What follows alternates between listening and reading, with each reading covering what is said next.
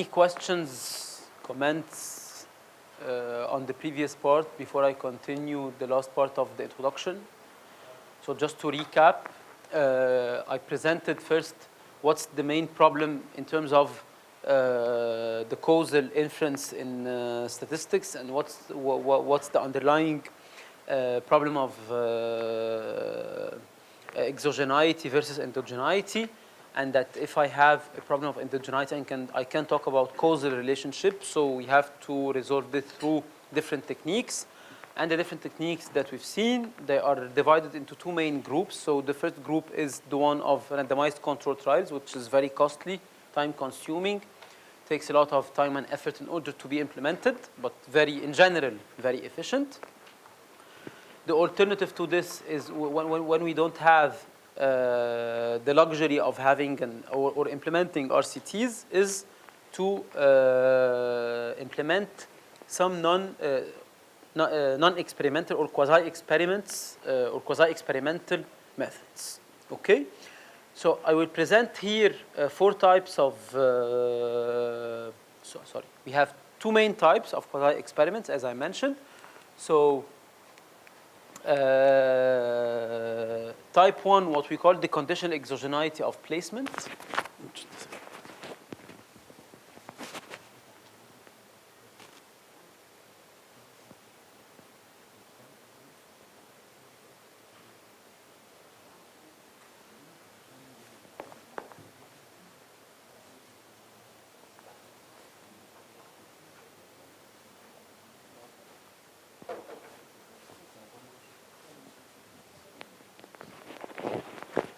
Okay, so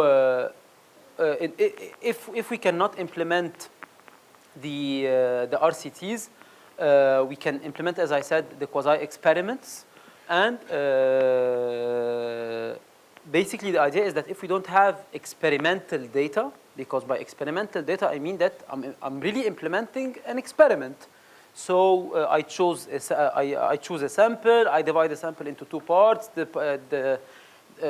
but all the individuals are eligible. Some of them will benefit from the program, others will not benefit. But this is costly. I must have a fund in order to finance such a huge project. And if I don't have the luxury of doing this, I have to opt for a quasi-experiment. And for quasi-experiments, if I will not have an RCT, the alternative will be that I must find some identifying assumptions. What do I mean by identifying assumptions? Is that I must find, or I must have some assumptions, okay, that help me identify that help me assume that the shock is exogenous. Okay, in order to resolve the problem of endogeneity. And this is why we divide them into 2 main types. And as I said, we'll just focus on the first type in this workshop. So the first one is the conditional exogeneity of placement, or the conditional exogeneity of placement to changes in outcome. And I will come to this later. And the second one, or the second type, is the instrumental variables, or the regression discontinuities, where the outcome itself can be found. Okay? So what's the idea of type 1? To go into more detail. So those are all the methods that we have. So for non-experimental methods, we have the classical regression methods, followed by the propensity score methods that we'll going to start after the lunch break. Difference and difference tomorrow morning, panel data fixed or random effects tomorrow in the afternoon. And there are 2 non-experimental methods as well, but type 2, which are the regression discontinuity, and I will present it with a little bit more details today just to give you an idea about it, because that was the tool that was used by IFPRI in order to assess the effectiveness of Takaful and Karama, and the instrumental variable methods, which I think you're familiar with because it's in general part of any introductory course of econometrics. So there is no really need to focus on the instrumental variable methods. For the RDD, I will present the main rationale behind, just to know what kind of tools we have in the type 2 methods. And mainly, as I said, the first type is the one that we're going to focus on. So for the causal inference in type 1 non-experimental methods, the main identification assumption relies on the following. So we have two types of, I would say, conditional exogeneity. Okay? Either I have a conditional exogeneity of what we call placement, and by placement, it means that the individual can be placed in this program or in this in this intervention, okay, in this treatment. So here placement only depends, or the treatment here depends on exogenous observable characteristics, X, and not on unobservables. So the fact that that an individual will be placed depends on a series of observables, okay? And in this case, this means that all my selection will be based on observables, right? The alternative to this is that I will not select on observables, but I will select on the changes in outcomes. So not in the placement itself, but in the outcome I have. And in this case, I have some unobservable factors affecting changes in outcome that do not affect the probability of placement, meaning that here I have some unobservables in the individuals that do not affect that they will be part of the program, but can affect the outcome of the program itself. And the second thing, they are unobservables that determine the placement. Okay, so I have two types of the conditional, the exogeneity of placement with respect to outcome. So either I have some unobservables that do not affect the placement but affect the outcome, okay, or unobservables that determine placement can affect initial conditions. So that affect the fact of being placed in the beginning, but are assumed not to affect the changes in outcome. So what's the difference between the first part, the first method and the second method? In the first method is that, in the first type, not the first method. In the first type, I'm founding my exogeneity assumption based on observables, while in the second, it's more of unobservables. And for unobservables, it's either on outcome. The unobservables that determine placement can affect initial conditions but do not affect the outcome, or unobservables that affect the outcome but do not affect the initial placement, the fact that this individual will belong to this program. Okay? So those are the two types of non-experimental or quasi-experimental methods. Why we're going to rely on these methods? For two reasons. First, because they can be applied on any type of survey, so it's not costly. It's not as costly as intervening in an RCT. Okay, that's one. Two, they will control for the problem of endogeneity. Okay, so for the first method, which is the conditional exogeneity of placement.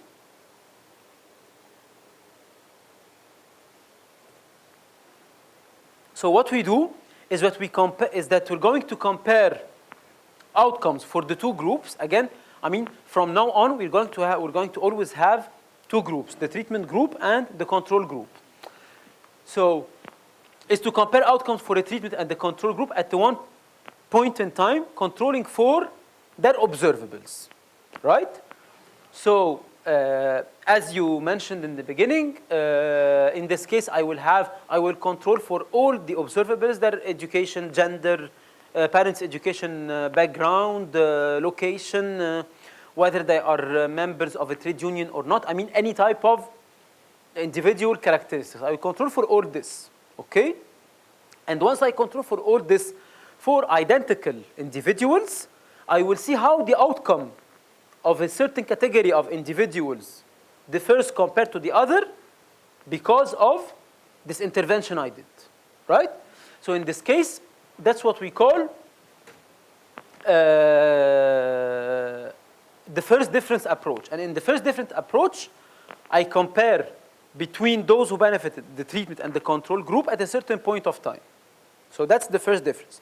The second difference is that I'm going to compare before and after the interventions for those who benefited and for those who did not benefit.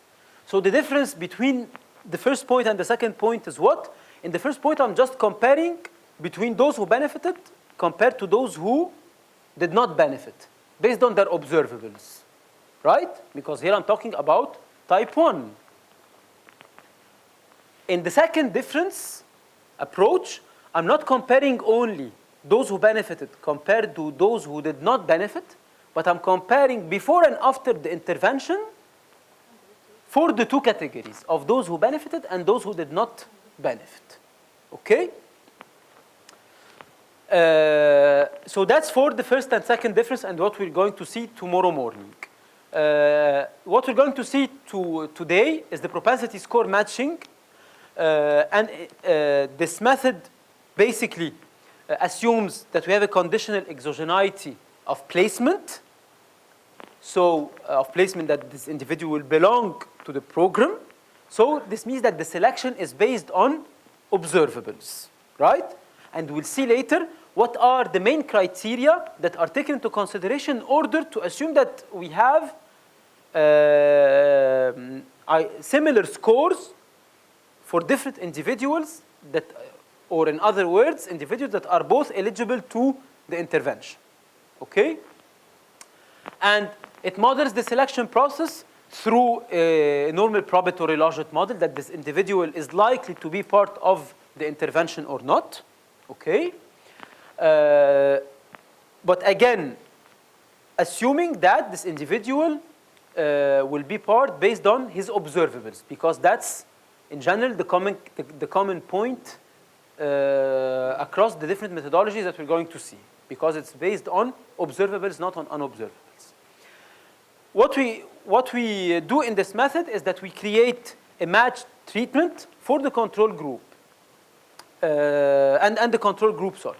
So meaning that I will try to match different groups for those who initially matching groups, and I will have two types of groups, those who benefited and those who did not benefit. So this is why we call it the propensity score matching, because I will do the match based on a score.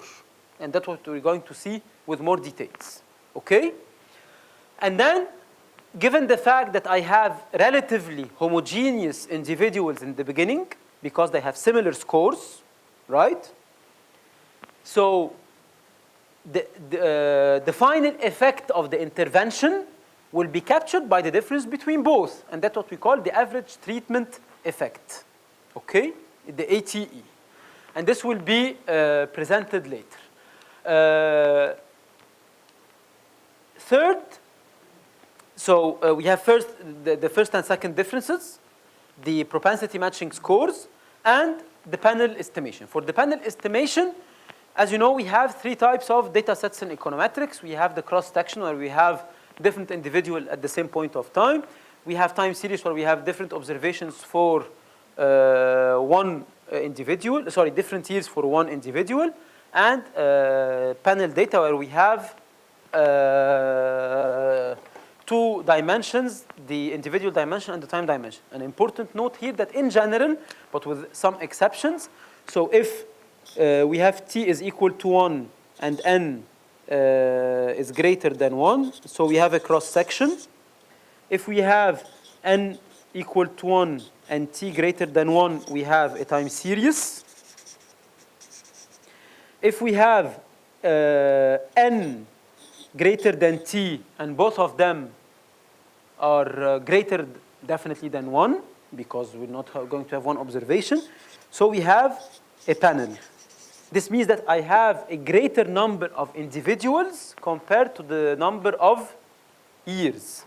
Because in general, if I have a larger number of years compared to the number of individuals, we have to run what we call the panel time series.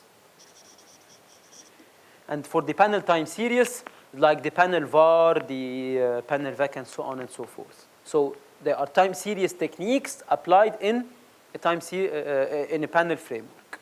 Okay. So in most of the cases that we're going to see, especially in the applied microeconometric course, مصمم انا الكعب العض هو مصمم يكعبلني متأمرين. So for the panel data, we're going to have a larger number of individuals compared to the number of years. For instance, in the exercise that we're going to have here, we're going to work with the Egyptian labor market panel survey. And for the Egyptian labor market panel survey, we have 3 rounds, 1998, 2006, and 2012, for 2,000 households. Okay, so we have a much higher number of individuals compared to the number of years. And this is why we can apply the normal panel techniques. Okay, I mean, there are much more details than this, but this is just a quick overview. So what's the advantage of panel techniques is that they are concerned in general about the unobservables that are likely to affect my estimation. And this is why in order to control for unobservables that are related to observables, I have to run a panel estimation. What do I mean by this? Because, for instance, the fact that I'm living in Cairo, there are several characteristics associated to the fact that I'm living in Cairo that compared to an individual who's living in Alexandria, for instance, perhaps infrastructure in Cairo is better than in Alexandria, or unemployment in Cairo is lower than in Alexandria, or the number of airports in Cairo is greater than the one in Alexandria, or the number of terminals, for instance. So there are several things that I can observe. So there are several things that can be observed in Cairo and that I can measure, but at the same time that there are several things that I cannot observe and that are still related to Cairo. For instance, that Cairo is more stressful than Alexandria. I cannot measure this quantitatively. Or Cairo is culturally more open than Alexandria. I cannot really measure this. So in order to control for all the unobservables of an observable characteristic, I can use a panel estimation. Okay? That's the basic idea of it. So, I can apply the same analysis on anything. On my school, for instance, that I was raised, for instance, in a Jesuit school, and Jesuits are known to be very strict. How I will measure strict? I cannot measure strict. How I can measure the fact that it was more of a conservative school compared to other schools? I cannot still measure this, and so on. But what I can do is that I can control for the unobservables of the Jesuit school by observing that some individuals belong to the same school. Okay? So we can control for this in the panel estimation. And in general, panel data models, they assume after controlling for the effect of that unit that the remainder of the selection is fully observables. Meaning that if the individual is selected, I can observe everything related to him or to her because I controlled for all the unobservables that are associated to this individual. Whether I'm talking about his school, his city, his family, his background, anything. And then we can distinguish between 2 types of effects. The random effects estimation and the fixed effects estimation. So for the random effects estimation, it assumes that that unobservable effects have a normal distribution. That's one. And 2, they are uncorrelated to the observables. Okay? And this is a relatively strong assumption, because here I'm assuming that all the unobservables are uncorrelated to my observable, I mean my axes. Okay? So the random effects model, in general, all the unobservable effects, they have an underlying distribution, and the random effects are not correlated to my observables. This assumption is not present in the fixed effects model, because here the fixed effects can be correlated to the observables. But sometimes we'll see that using fixed effect models is a little bit constraining, especially if we work with sectoral or more country level data. Why is that? Sorry. Why is that? Because, for instance, I will take an example from the trade literature. If I want to assess the effect of, I will take the example of export promotion, okay? That we intervened on in a certain village in Egypt to help exporters, but some exporters are exporting, let's say, to France. Other exporters are exporting to Lebanon, to the US, and to Tunisia. Okay? In the trade literature, we have a model that's called the gravity model that examine the determinants of exports. Okay? So one of the determinants of exporting is whether or not I benefited from the program support that the government gave me. But at the same time, with this variable, I have other variables that are time invariant. Like if I want to introduce in the model distance between Cairo and Tunis, or Cairo and Casablanca, or Cairo and Beirut, for instance. Does distance change over time? It doesn't change over time. Distance is fixed. Or the fact that Egypt and its trade partner, they share common language. This does not change, because the official language of a country will remain official over time. So sometimes if I use a fixed effect estimation, I lose all the time invariant variables, right? Because because the fixed effect, as we're going to see later, they control for unobservables that are time invariant. So anything that doesn't change over time will be taken into consideration. Okay? So this means that all variables that are time invariant will be automatically dropped from my estimation. What kind of variables can we have at the micro level and that are time invariant?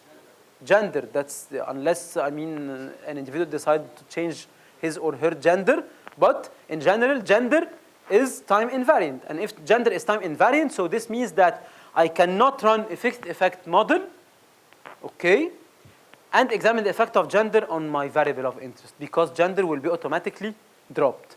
And other variables can also be automatically dropped, because if the individual was living in an urban area and he's still living in an urban area, this variable also will be dropped, and so on.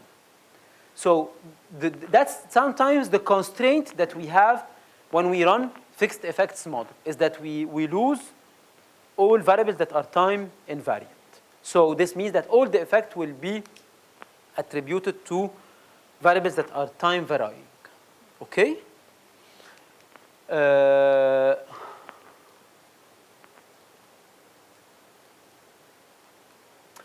Moving to type 2 methods. So as I mentioned, we have two types of methods. We have the instrumental variable methods and the RDD, the regression discontinuity design method. So for the, as I mentioned here, the identifying assumption is that I have unobservables. So I will not make my, if you remember in the first type, it was mainly about observables. And that was the common point between propensity matching scores, panel data, and the difference in difference. But here, I'm talking about the unobservables. So what we do in both of the two methods, whether IV or regression discontinuity model. So for IV, how I will choose my instrument, it's an instrument where it affects the participation or the placement in a certain intervention, but does not affect the outcome itself. Okay? And again, I remind you that in all these techniques, what we're trying to resolve is the fact that my explanatory variables can be correlated to my error term. Because if the explanatory variables are correlated to the error term, this means that I have an endogeneity, and if I have an endogeneity, I cannot talk about a causal effect, right? So an IV can be excluded from the outcome regression, meaning my final outcome, which is employment, profit, exporting or not, and so on and so forth, without causing omitted variable bias. And this is an identifying restriction. Why? Because I want to examine the effect, what determines the likelihood of participating into a certain program without violating the assumption that this variable, that I will call my selection variable, more or less, affects my final outcome. Okay? Example, if I'm talking about the effect of education on wages. In general, higher level of education leads to a higher level of wage, right? But at the same time, it can be vice versa, because if I have a higher wage, I will be able to invest in my own human capital, right? So in this case, I have first to, let's say, to run a two-stage least square, where I estimate first what determines that I work, because I cannot, and that's, remember, that's the classical Hackman selection procedure, for instance. For the Hackman selection procedure, I have first to determine what, because I cannot observe the wage, I cannot observe wages for all individuals, I can observe them only for those who work.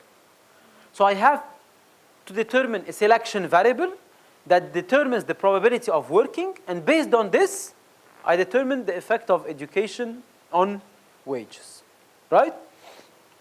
To avoid the selection bias. So that's more or less a two-stage least squares, which is relatively, but I mean, it's still different what we do in the instrumental variable approach. Because in the instrumental variable approach, I want to first determine which variable determines the likelihood of participating into the program, and based on this, what's the effect of participating into the program on the final outcome.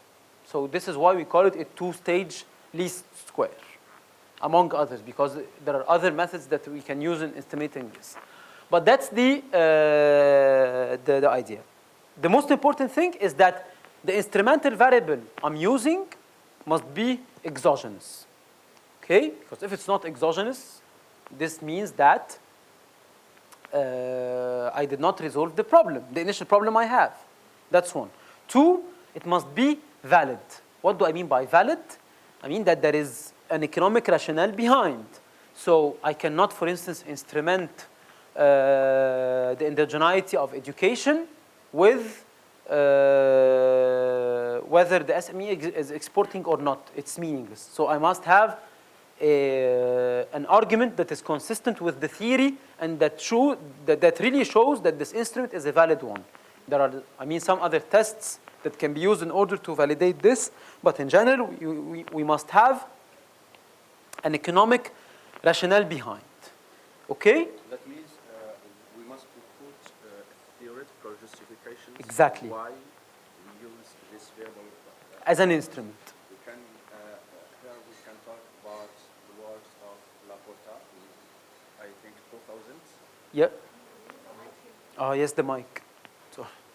So here I think we can talk about the works of Laporta and all, I think in 2001, who said that if we need to study the effect of financial system development on economic growth, so we can use IV, estimated valuable, and the country where financial system based on banks improve and encourage economic growth more than the other country when financial system based in stock market. So I think Laporta used origin legal as a variable to make distinctions. Yes, the legal origin of the country. Legal original to make distinction between capitalist systems and communist systems and under and developed economic system. Right. Yeah.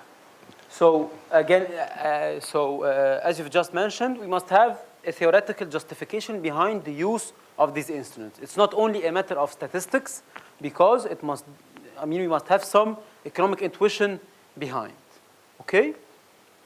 The final tool, so we've seen 3 tools in type 1 where the placement is based on an observable. Here it's about unobservables, and we have 2 methods. The first one is IV, and the second one is the regression discontinuity design. For the regression discontinuity design, we have a certain cutoff for the eligibility, and that's what we had exactly in the Takaful and Karama program. Why? Because in the Ministry of Solidarity, they calculated a certain score, and all individuals that are not complying with this score, they are not eligible for Takaful and Karama. So as if I have a certain threshold, below you're eligible, above you're not eligible. So this means that there is a discontinuity. This is why we call it the regression discontinuity design. So regression discontinuity, the instrument is some cutoff for eligibility or participation in the program, and it focuses on the differences in the outcome around the cutoff itself. Why around the cutoff? Because around the cutoff itself, it means that those are individuals who have more or less the same score, okay, or same characteristics.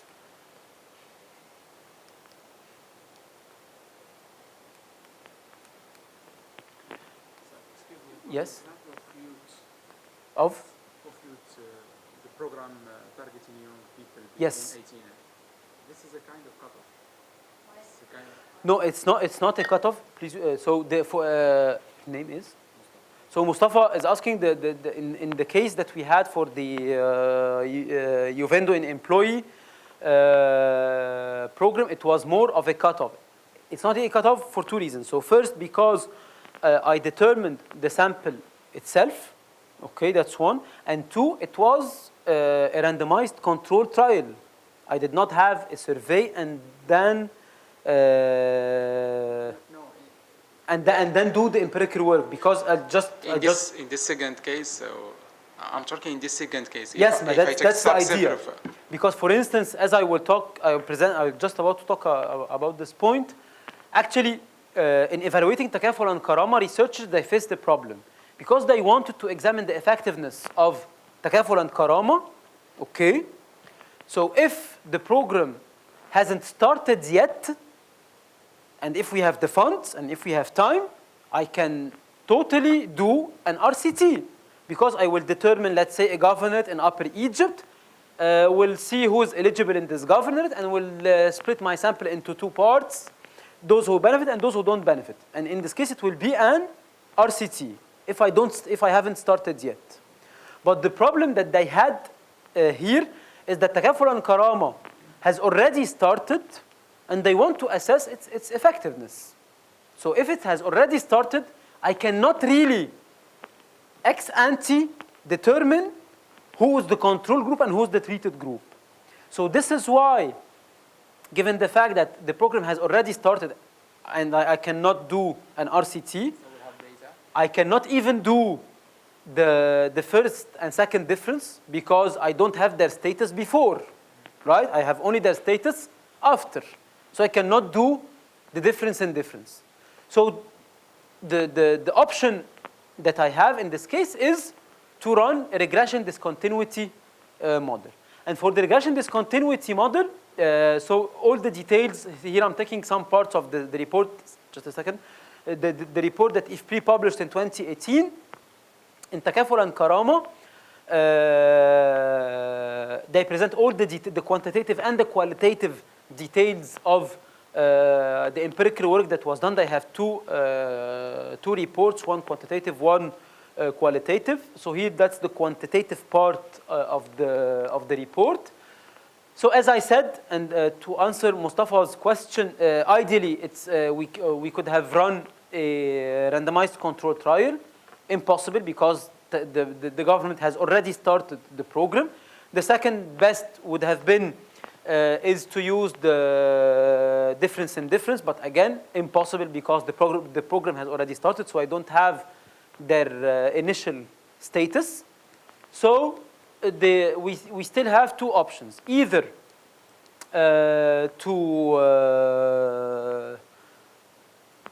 to compare beneficiaries with non-beneficiaries of the program, okay? And in this case, I will have non-beneficiaries like a control group, and my beneficiaries my treated group, okay? And using the matching techniques, with those, or like the propensity score matching, for instance. But the problem here is that in order to do this matching, I must be sure that those who benefited and those who did not benefit are comparable, right? But the problem that I cannot assume this. Why I cannot assume this? Because, as I said this morning, perhaps a woman who decided to go to the office in order to register herself, she must be, or she might be, more empowered than a woman who did not go to register herself. So this means that non-beneficiaries of the program can be significantly different from beneficiaries. Because if I have two women, one who decided to register herself and go, and the other was just disempowered or was not aware about this and did not go to register herself. Okay? So this means that the initial characteristics of the two women are different. And if the initial characteristics are different, so I cannot really assume that that the woman who benefited is comparable to the woman who did not benefit. And that's the only difference between the two women is the program itself, because ex ante there are two different women. One perhaps is more educated, perhaps is more empowered, perhaps she's a single mother and she's in charge of her family, so she was more encouraged to go and register for this program. I mean, we have dozens of reasons that can explain why one woman will go and the other will not go. So in this case, it will be very difficult to compare beneficiaries and non-beneficiaries based on the propensity score match. Yes? Just for me to understand the context of this program.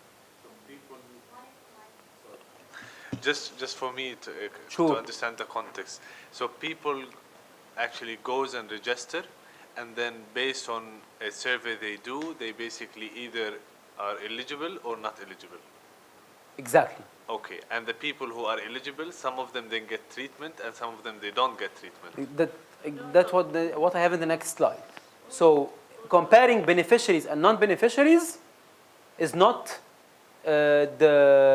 comparing beneficiaries and non-beneficiaries in general is not the correct strategy, because as I said, non-beneficiaries might be really different from I said beneficiaries or non-beneficiaries. So non-beneficiaries can be really different from just a second, from beneficiaries. He's asking about the program. Yeah. No, I will. Not the research. I know. No, Yes. not the, Yeah. Just a second. I will explain. Yeah. So, in this case, if all women in general, so we had this program was implemented in 2 or 3 governors in Upper Egypt. Okay, the announcement was made, and some women decided to go to register. okay. This does not mean that they will benefit from the program, because they are just registrants. Okay. Okay? So, in this case, we'll have 4 categories of women. Why we have 4 categories? Because we're going to have we're going to have first those who register and those who do not register. So these ones, they did not go to the registry office of Takaful and Karama. Okay? Among those who registered, some of them benefited of this, and some of them did not benefit of this, right? So we have, sorry, 3, not 4, 3 categories of women. Comparing this group with this group is misleading because initially, those women can be just indifferent, disempowered, uneducated, anything, because perhaps they self-selected themselves not to go to register. Okay? And those who, so the strategy adopted by the researchers in this case was to compare among the registrants who benefited and who did not benefit. Because although those who registered, some of them,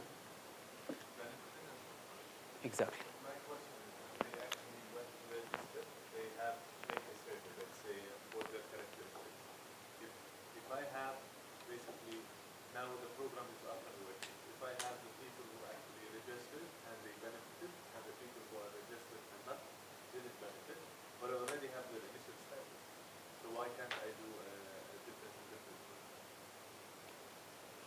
I mean, you can, but in this case, the problem is that in general, you don't have that initial condition before the program itself. In order to assess the effectiveness of Takaful and Karama, you want their status before and after the program.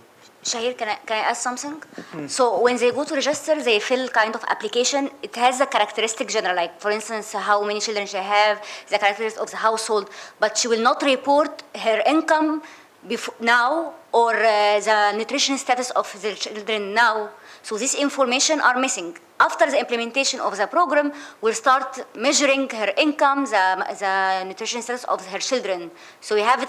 So the characteristics, the general as the household, the characteristic where she lives, if she has a husband or not, if the husband is working or not, these are the same, and we have it before the implementation of the program. But our outcome of interest, income, her empowerment, or the nutrition status of the children or the education of children, we don't have this information before the implementation. So you cannot do difference and difference.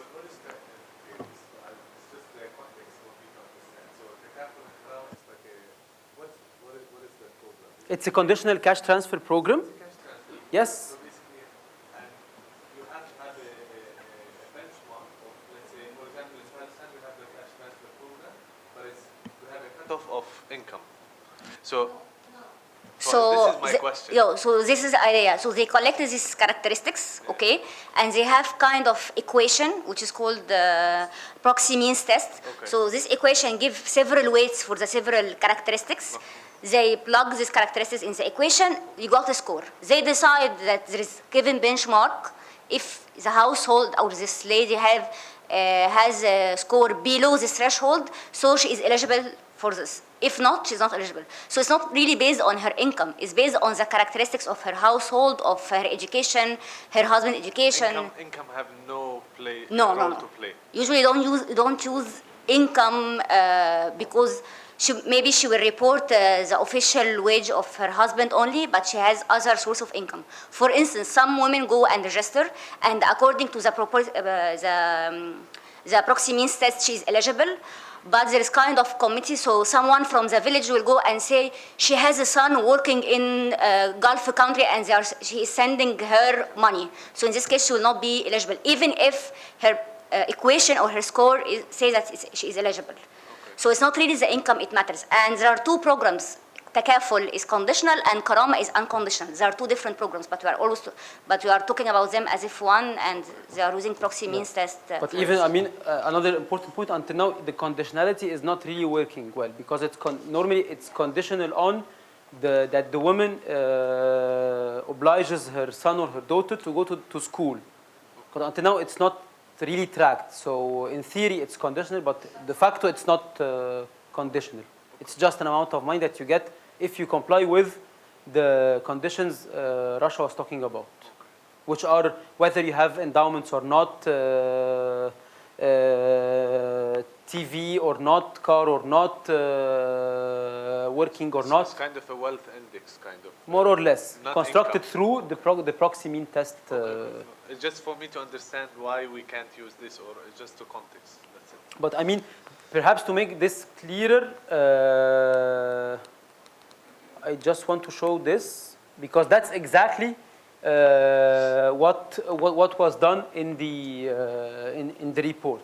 So this we have a threshold, okay, calculated by the proxy mean test, which is one of the tools that can be used in order to calculate a certain score, okay, and all individuals below the threshold will benefit, and above the threshold will not benefit, okay. So this means that the idea of the regression discontinuity design is that I'm going, so it's discontinuous because we have this threshold that splits the sample into two categories, okay? And we're going to compare individuals that we have here. And the difference between the two lines of those who benefited compared to those who did not benefit will be attributed to the program impact. So again, why in the IFPRI report they use the RDD technique, not any other technique, for two main reasons. The first reason is that they wanted to assess the effectiveness of takaful and karama, and it has already started. So we cannot run a randomized control trial nor a difference in difference because we don't have their status before the program. We have only their status after the program, because now if the data set that the ministry had, the survey that was done by IFPRI was done after takaful and karama was implemented. So this means that the current survey that we'll be using tracks only their status after takaful and karama. So I cannot compare the status of the same individuals before takaful and karama. So the two first methods are excluded. The third method might not be also relevant because we have this discontinuity, because I have a threshold calculated by the proximity, by the proxy mean test. So with the threshold, I have some individuals who benefited and others who did not. But some individuals, but the group of those who did not benefit includes first those who registered and did not benefit, and those who did not register. But if I include those who did not register, this might be misleading because ex ante they can be significantly different from their peers. So this is why we have to compare among the registrants who benefited and who did not benefit. So we can use also PSM now in this case? No, for the same reason, because several factors that were used in order to identify the proxy mean test to calculate the score. So several characteristics that were used to identify the score will be used to match at the same time. Characteristics, I mean, there's also self-selection process. I may be eligible woman given the proxy means test, but I prefer not to go for any other unobservable reasons that cannot be captured in the proxy means test. So PSM is only based on observed characteristics. If you have unobserved characteristics that is not included, the estimation will be biased. I will not get really the good results. You can use the mic. In this case, always the PSM will be biased. I mean, yeah, there's no perfect methodology. We'll talk more details next session. But yeah, I mean, you try to, if you assume that only observed characteristics, you will just use PSM, but there is always this strong assumption because maybe other unobserved characteristic. And again, it depends also on the research question itself, because for instance, I'm personally working on the effect of participating into a global value chain or not on firms' productivity, okay? So in this case, we're trying to compare those who participated into a global value chain to those who did not participate into a global value chain. And in this case, we used a propensity matching score, because we tried to see by sector, by location, by the characteristics of the owner and so on, that we have identical peers and that the only treatment is global value chains. And I mean, it worked and the coefficients are relatively robust with the propensity matching score, so it's not biased. But here in Takaful and Karama, it was not feasible for two things, because there are a lot of unobservables at the household level, that's one, and two, that all the criteria that we can use to do the matching have been already used to identify the threshold itself. And that was the main reason why they didn't use the propensity matching score. And they opted for the regression discontinuity design. Because this means that the threshold that you used, okay, again, you will find the peers based on the same characteristics, which is the threshold itself. So as if they are perfectly correlated. When I will use the PSM, I don't capture the threshold, because in the subsample. Yeah, you don't capture. Yeah, I don't need it. I don't need this sure. information. So I can split my, for example, the beneficiary and non-beneficiary based on these characteristics and compare the outcome between. But the problem again is that the difference between those who benefited and those who did not benefit is based on the proxy mean test, right? Okay? So those who did not benefit, they do not have the characteristics that made them eligible to benefit from the program. So the problem, how I can use this to match them with beneficiaries. So that was the real problem they had in Takaful and Karama. So this leaves us with only one methodology that can be used, which is the RDD, which is the regression discontinuity design. Yes? CAPMAS has just released the 2017 version of the HIEX household and income survey, and he captures the households that received the Takaful and Karama program. Can we compare it with the 2015 version, and then we can apply the regression difference in difference approach, or we can't in this case? I think So if we manage to get the panel for 2016 and 2017, you can use difference in difference, because you will have the same household observed twice. If you cannot get the panel, we can make PSM. We can use the propensity score matching.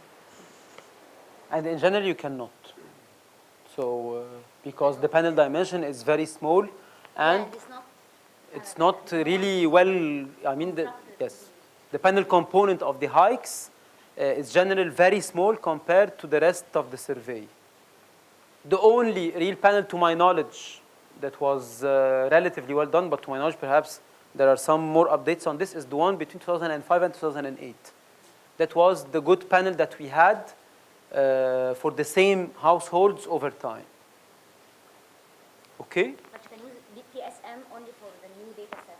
Yes. You will have those who have Takaful and Karama and those who don't have Takaful and Karama. So you can use PSM. So in this case, you will be able to do it, but in this, I mean, you have to make sure that the unobservables do not affect your estimation, because you will basically construct your score based on their observables. Okay? So that's what I was just talking about. Okay. So it was done basically, the survey was done between July 15 and August 30 in 2017. It collected several information on expenditure, poverty, well-being, income, schooling, child dietary diversity, child morbidity, household dietary diversity, healthcare utilization. So I mean, how women decision-making to measure women empowerment. And they examined the effect of Takaful and Karama using regression discontinuity design on different outcomes, basically welfare, wealth, women empowerment, children health, measured through their nutrition and morbidity, and disability. So all these variables were not available before Takaful and Karama. So we don't know what were the procedure before. So by the end of the day, we have an evaluation. I mean, the sample includes around 650 household plus the around 1,600 households that are nationally representative. Okay, and all these, I mean, the main finding was that Takaful and Karama improved the children health. It did not really have a significant effect on women empowerment, despite the fact that it's a program that targets mainly women, but it did not affect really women empowerment. And the third finding was related to the improvement in their education, yes, and it was also positive and significant.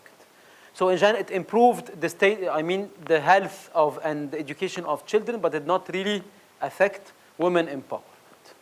So the main references I used here are, as you can see, the two papers of the RCT and the report of Takaful and Karama, the quantitative report, not the qualitative one. And there is also a short policy brief if you're interested, just to get the main policy messages of the Takaful and Karama program. So any questions before we break? Yes? You did for this program a kind of cost effectiveness after the implementation of the program. For example, if I don't know the cost of this program in comparison to achievements or the outcomes. So it's really worth to invest amounts, for example, billions, I don't know, to get small results, for example. Frankly speaking, I don't know if the government did this analysis. I don't know, but I'm not sure, because to my knowledge, that's the only formal study that was done for Takaful and Karama. But definitely it might be interesting to see the investment that was done by the government, because initially this program was financed through a loan by the World Bank, but now it's fully financed by the government. So there is definitely a cost that the government has to bear. So a cost-benefit analysis would be interesting, but I don't think that it was done. Other question?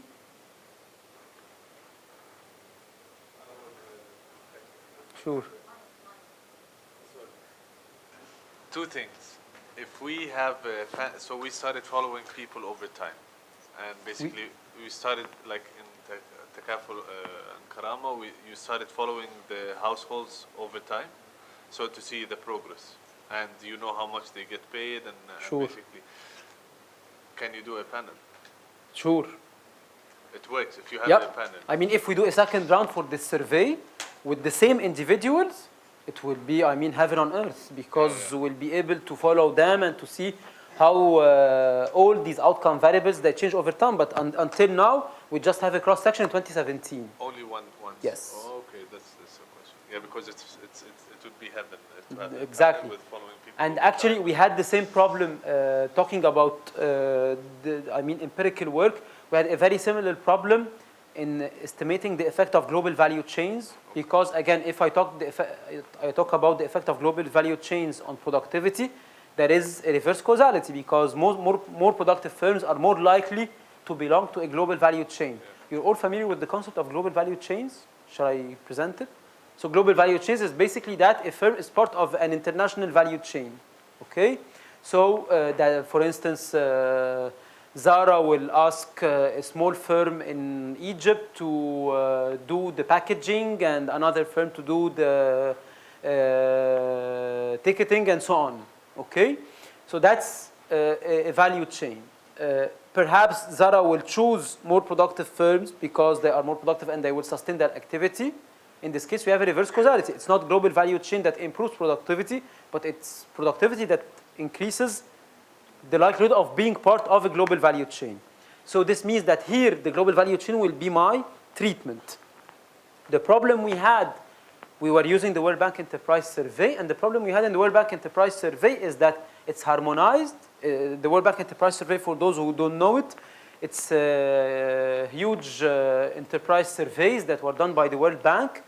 that cover like 60 countries for on average between 500 and 3,000 firms per country.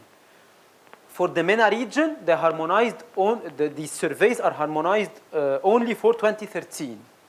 So we have 8 countries that are included only in 2013. So ideally, if I have more than a round, I will be able to see the firms that didn't have a global value chain in the first round and that benefited from a global value chain in the second round, and then see how they changed, right? But we didn't have. So if we have it only for a cross-section of 2013, so what we did, as I mentioned, we run a propensity matching score on the one hand, but fortunately we had 2 rounds for Egypt, 2013 and 2016. So in this case, you can see the evolution of firms between 2013 and 2016.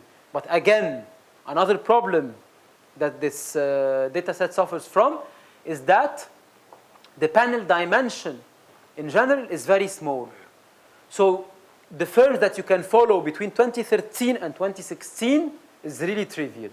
And therefore, you will not really have a robust empirical work. So again, this means that the alternative would be the propensity matching score. One last question. Sure. It's when we have a cash transfer program, it's usually like there was a study done about Morocco. There was a big program.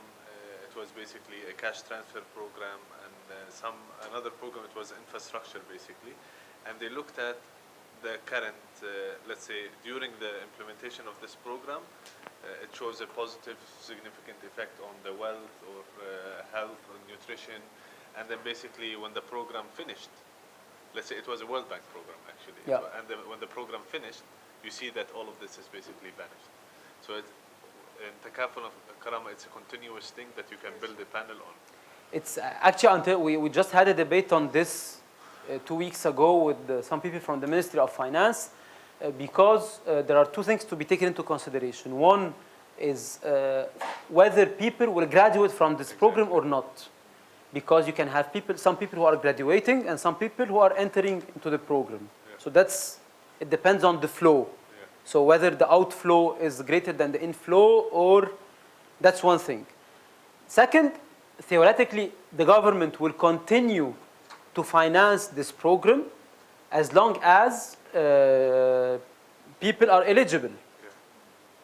So technically, or not technically, but in a more realistic way, is this sustainable or not? It depends on the finances that are being made available by the government. Yeah. But given that the government is reducing subsidies on oil, so there is a fiscal space that can be generated in order to finance more social safety nets. The more targeted. Exactly. But then if we talk about graduation, then the government is actually, let's say, surveying these people every few... Not surveying, or because the survey was done by IFPRI. Okay. But what the government does, in order to renew your eligibility to this program, you have to go, I don't remember the period, it's probably 1 time per year. They will collect the same data again, the same variables again that was used to compute the proxy means test. And if now you have higher scores, this means that you are in better situation and will be excluded from the program. This is the plan. Yeah, the plan. 3 years or 1 year? 3? I think 3 years. I think 3, but it was not done till now. I mean, till now they didn't decide if there will be graduation or not, and if it's better to expand the number of households benefit of it, or increasing the amount of money given to the household. So it's not decided yet. The amount didn't increase, but I think the coverage increased in the last fiscal year. After the survey, they didn't decide what. The survey of IFPRI? Yeah. After the survey of IFPRI, I mean, nothing was done, but the government from its side increased the coverage of those who benefit from Takaful and Karama. And without graduating anybody from the program until now, because you're not still following, I mean, you haven't still followed them. Okay. But how the government financed those extra individuals in the program, through the fiscal space that was generated by the decrease in subsidies. Any other question? Okay, so just to recap what we've seen until now since this morning. So I started with a general introduction. Then I presented the main theoretical tools that we need to understand the causal inference in applied microeconometrics, because we cannot simply measure this through a dummy variable. So we have to resolve the problem of endogeneity. We can resolve this through two main techniques, either randomized control trials, which is ideal, but which are ideal, but they are very costly, time-consuming. They need a lot of funds, so they cannot be easily implemented, and sometimes you cannot simply implement them because the program has already started. So we have to opt for quasi-experimental methods, which can be divided into two main groups. The first group includes is based on mainly placement by observables, and we can have three techniques that we'll see in details: the propensity score matching, difference in difference, and the panel estimation. Or the placement by unobservables, where we have the instrumental variables and the regression discontinuity models. I didn't present any technical or case studies for the tools that we'll see in details, which are PSM, difference in difference, and panel. But for the other two methods that we'll not see in details, I gave you some studies, which are the RCTs, and we've seen two examples, the one of the Dominican Republic and the one of Egypt for FOA. And for the regression discontinuity design, we've seen the example of Egypt for Takaful and Karama. So we'll break now for lunch for an hour, from noon 30 to 1:30, and then we start the propensity matching score. Any question?